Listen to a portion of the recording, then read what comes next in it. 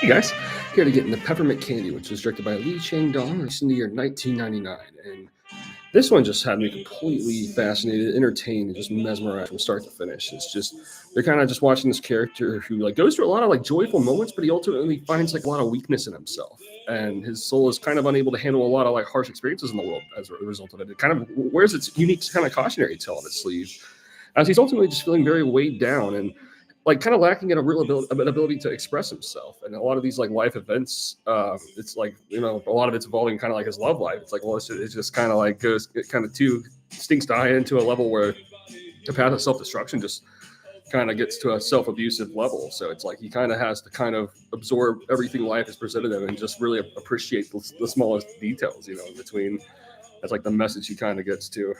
Perfect way of kind of uplifting melancholy is the best I can describe Chang Dong's directing here. This one just has a it's looking at a lot of brutal moments in the character. It's devastating ultimately, as a lot of it feels very hopeless and depressing, you could say. But this just shows a lot of confidence in the screenwriting, particularly in the directing. It's just this shows a really ambitious kind of story as it just evolves like a really special moment in the character's life as it just kind of evolves through all these different scenarios.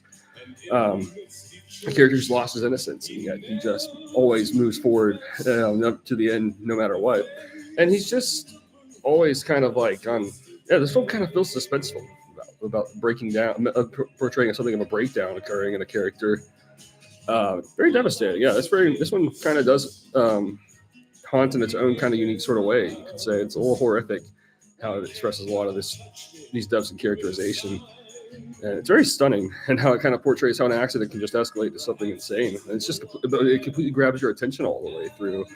And the film just kind of goes and shows all these just scenarios of like almost just like a character like wishing he maybe act a certain way differently. So that's like I think the harsh end where it's like you feel like you wish you really did act differently in certain scenarios. Yeah, and you just kind of get just all these different scenarios. It's really well fleshed out. It's really a layered kind of depiction from start to finish. Seems also very influenced by guys like Christopher Nolan, I would say, in depiction. I feel like it's influenced Christopher Nolan. Reminds you a lot of his stuff here. But this is strongly recommended from start to finish.